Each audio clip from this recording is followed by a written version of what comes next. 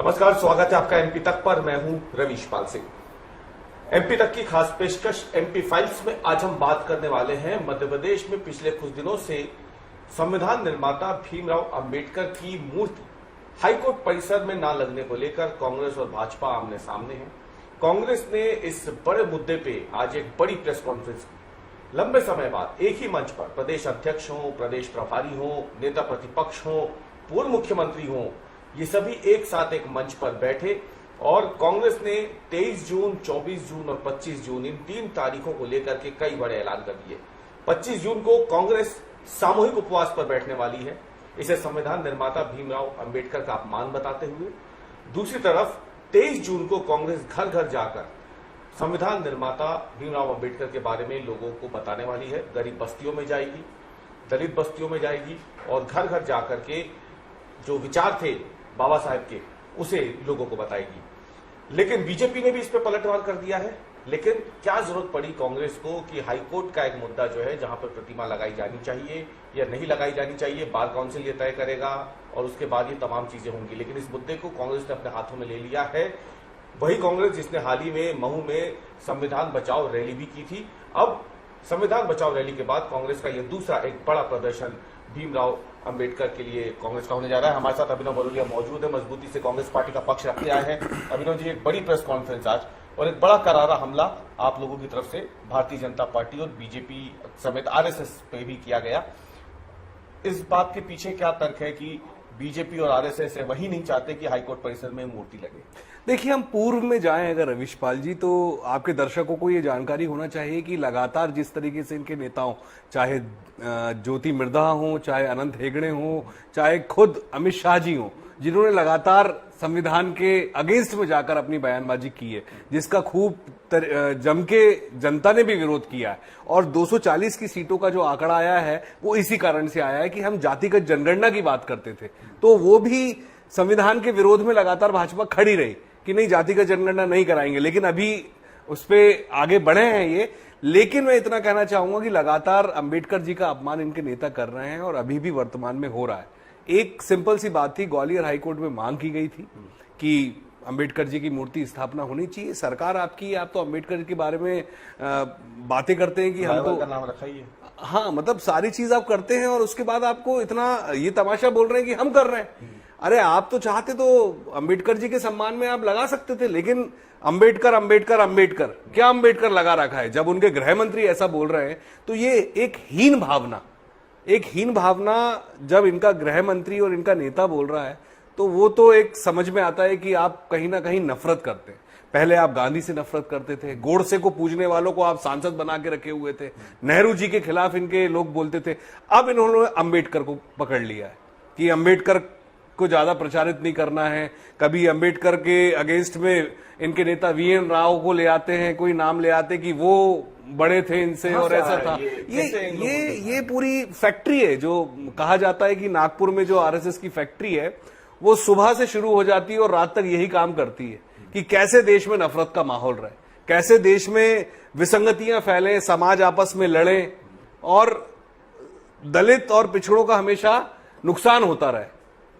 ये सोच आरएसएस की नागपुर में बनाने की एक फैक्ट्री जो है वो लगातार चल रही है। और प्रयोगशाला मध्य प्रदेश है पूरे तरीके से। तो राहुल गांधी जी लगातार आप देख रहे होंगे, जब पैदल चल रहे थे, भारत जोड़ो यात्रा कर रहे थे, तब भी वो ये बात समझ रहे थे। जनता उनसे जुड़ रही थी, कई वर्ग के लोग जुड़ रहे थे और ये देश संविधान से ही चल सकता है। ये भाजपा और आरएसएस को समझ लेना चाहिए। लेकिन भाजपा आरएसएस समझने को तैयार नहीं है। तो लगातार इनका रोल क्या है हाईकोर्ट परिसर के भीतर अगर एक मूर्ति लगनी? देखिए या फिर भाजपा का कहां पोस्टरबाजी जो हो रही है किस तरीके से हो रही है, क्या पता नहीं चलता प्रशासन को कि कौन पोस्टर लगवा रहा है? किस तरीके से अंबेडकर विरोधी पोस्टर लगते हैं, किस तरीके से दलित विरोधी बातें सामने आती हैं, नारे सामने आते हैं, इनके नेता बयान देते हैं अगेंस्ट में। तो ये कहीं ना कहीं एक प्रायोजित है कि ऐसा माहौल बनाया जाए, ऐसी सिचुएशंस खड़ी की जाए कि लोगों में आपसी भेदभाव हो, लोग आपस में लड़ें। ऐसी सोच क्यों हो रही है? पहले भी एक बार हुआ था ग्वालियर मुरैना ही, आपको याद होगा 2018 चुनाव से पहले की बात है। देखिए कई लोग हमारे भी गए थे, तब भी उस जगह पे ही ये पूरा हुआ था। तो आरोप ये भी लग रहे हैं कि कांग्रेस जानबूझ करके जो है कोशिश कर रही है कि एक बार फिर से वर्ग संघर्ष बढ़े। प्रदेश अध्यक्ष वीडी शर्मा, उन्होंने आरोप लगाया है आप ही लोगों को। देखिए वर्ग संघर्ष को बढ़ाने की कोशिश है आप लोगों की इस मुद्दे को उठाकर। देखिए वीडी शर्मा, मुझे लग रहा है कि हम ये बात कह रहे हैं और वीडी शर्मा जी शायद समझ नहीं पा रहे हैं। वर्ग संघर्ष उनकी ही पार्टी, उनकी ही जो सोच है, विचारधारा है नफरत की, आरएसएस की, उनकी विचारधारा है वर्ग संघर्ष की। हम क्यों ऐसी बात करेंगे? हम तो सर्वधर्म सद्भाव की बात करते हैं। वो तो कहते हैं कि लेकिन आपने फूल सिंह बरिया को बैठाया बगल में और उसी के आधार पर उन्होंने निशाना बनाया कि तो मतलब एससी वर्ग से आने वाले फूल सिंह बरिया जी को बैठाया तो उनको आपत्ति हो गई। ये भी एक सोचने का विषय है। मतलब वो नहीं चाहते कि कोई लीडरशिप आगे बढ़े दलित समाज में। अगर कोई लीडर आगे बढ़ रहे हैं तो ये उनको भी रोकने का प्रयास है।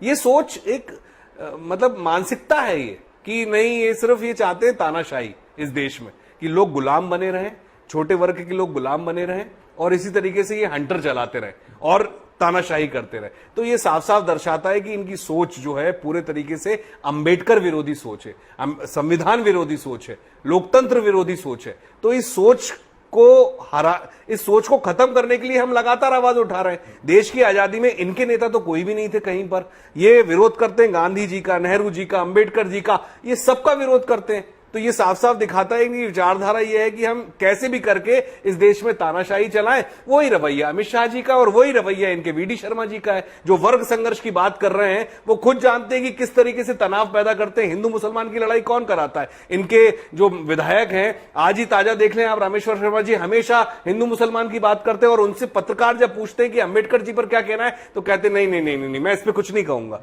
तो ये सोच बताती है कि आप वो बात नहीं करना चाहते संविधान की, आप करना चाहते हैं हिंदू मुसलमान की बात, कि मैं अजान पे कुछ बोलूं, नमाज पे कुछ बोलूं, मुसलमान के लिए कुछ बोल दूं, तो इससे विघटन रहे, लोगों में आपसी लड़ाई रहे, कोई भी चैन से ना रह सके इस देश में। तो ये सोच साफ साफ दिखा रही है कि ये देश को बर्बाद करना चाहते हैं। और हम लगातार जिस तरीके से हमारा कार्यक्रम है वो भी सामने है। हम एक शांतिपूर्व अपने सारे आंदोलन करते हैं, प्रदर्शन करते हैं। 23 तारीख को हम जन जागरण अभियान करेंगे। हर जिले में, हर ब्लॉक में, हर वार्ड में, हर पंचायत में हमारा ये कार्यक्रम होगा। अगले दिन हम जिस तरीके से बस्तियों में जाकर भोजन करना और उनके साथ बातें शेयर करना, उनकी बातों को सुनना, अंबेडकर जी की बात करना, ये सारी बातें हर वार्ड, हर पंचायत में होंगी। उसके अगले दिन ग्वालियर में सभी हमारे नेता लोग सामूहिक उपवास भी करेंगे। तो ये ग्वालियर में होगा।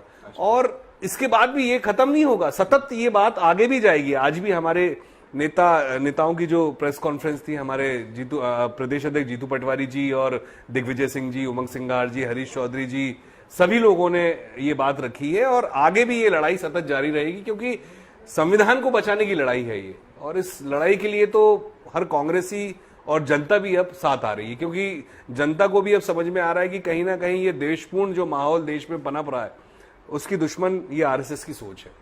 आप ही के नेता है, नेता प्रतिपक्ष उमंग सिंघार, उनका कहना है कि भाजपा अगर ये कह रही है कि कांग्रेस वर्ग संघर्ष को बढ़ाती है, ये उन्होंने अभी थोड़ी देर पहले कहा है, तो भाजपा ये भी स्पष्ट करे कि वो दलितों को आरएसएस का प्रमुख या फिर प्रदेश अध्यक्ष क्यों नहीं बनाती है। बिल्कुल सही सवाल भी उन्होंने उठाया है। तो क्या हम ये मान के चले कि ये जो कार्यक्रम आप लोगों का होने जा रहा है, बात अगर संविधान की होती है, बात अगर दलित उत्थान की होती है, तो क्या हम ये देख के चलें कि प्रदेश में कांग्रेस जो है वो भी अब दलितों को प्रमुख पदों पे आगे लाने की कोशिश करेगी? अगर भाजपा पे सवाल उठा रहे हैं आप ही के नेता, देखिए सबसे बड़ी बात है, आज कांग्रेस जो देश की एक पार्टी है जिसने देश की आजादी की लड़ाई लड़ी, उस पार्टी का राष्ट्रीय अध्यक्ष दलित समाज से आते हैं, खड़गे जी। तो ये बात तो बहुत बेमानी है।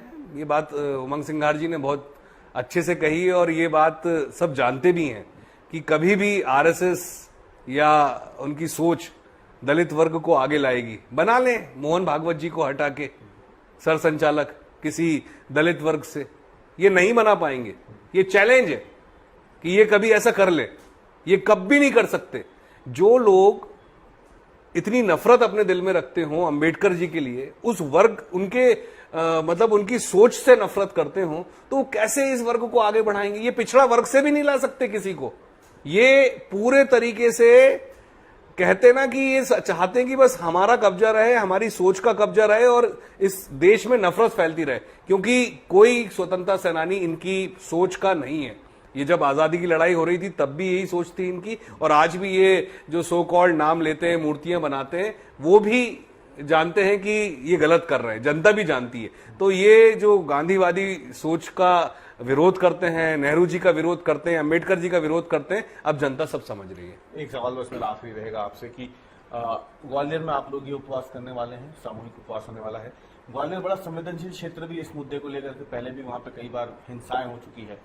अगर कल को वहां पे हालात बिगड़ते हैं तो आपको नहीं लगता कि इससे आपके ऊपर एक बार जो आप मुहिम आगे लेकर के कांग्रेस पार्टी जा रही है उस पर कहीं वो बैकफुट पे आ जाएगी? हम ऐसा क्यों सोचे? मतलब ये तो एक संविधान बचाने की लड़ाई है। गांधी जी ने ग्वालियर में ही क्यों, जहां पर मूर्ति स्थापना की बात कर रहे हैं, आप कोर्ट में मूर्ति स्थापना क्यों नहीं होने दे रहे हैं? एक सबसे बड़ी सोच ये है। मतलब आज इतनी बहस को हम आगे बढ़ाते जा रहे हैं, तो ये फैक्ट्री जो है इनकी आरएसएस की, वो इसको कहां बढ़ने दे रही है? ये एक शांतिपूर्ण एक उपवास है कि भूखे रहकर एक बात सरकार को जगाने की, सोचने की कि हम संविधान बचाने की लड़ाई लड़ रहे हैं, उसके लिए कांग्रेस के लोग आगे आ रहे हैं। तो इससे घबराहट क्यों है इतनी भाजपा आरएसएस को? भाजपा और आरएसएस को इतनी घबराहट क्यों है? इस पूरी चर्चा का यही लब्बो लुआब है कि कांग्रेस पार्टी ने बिल्कुल स्पष्ट कर दिया है कि संविधान को लेकर के वो कतई पीछे नहीं हटने वाली है। फिर भले ही भारत जोड़ो यात्रा हो, उसके बाद संविधान बचाओ रैली हो, या फिर अब बाबा साहब अंबेडकर की ग्वालियर हाईकोर्ट की बेंच में जो परिसर है वहां पर प्रतिमा लगाने का मामला हो, कांग्रेस पार्टी अब इस सामूहिक उपवास के जरिए संविधान बचाने की जो उसकी लड़ाई है उसे एक बार और आगे लेकर के जाने वाली है। जाहिर सी बात है, राजनीतिक दल है तो विरोधी दल की तरफ से यानी भारतीय जनता पार्टी की तरफ से सवाल खड़े होंगे, खड़े हो भी रहे हैं। लेकिन जैसे कि अभिनव बरोलिया ने कांग्रेस पार्टी का पक्ष रखा, साफ कर दिया कि कांग्रेस पार्टी संविधान बचाने को लेकर के किसी भी हद तक जाएगी। और कांग्रेस पार्टी की मांग है कि भीमराव अंबेडकर की जो प्रतिमा है, जो कि संविधान निर्माता है, उनकी प्रतिमा ग्वालियर हाईकोर्ट परिसर में ही लगनी चाहिए। और इसके लिए सामूहिक उपवास के जरिए और इस 3 दिनों के इस कार्यक्रम के जरिए कांग्रेस पार्टी कोशिश यही करेगी कि दबाव बने और प्रतिमा प्रशासन वहीं पर स्थापित कराए। तो हमारे आज के इस चर्चा में इतना ही। कल हम फिर हाजिर होंगे एमपी फाइल्स के एक नए एपिसोड के साथ और नए विश्लेषण के साथ। तब तक के लिए धन्यवाद।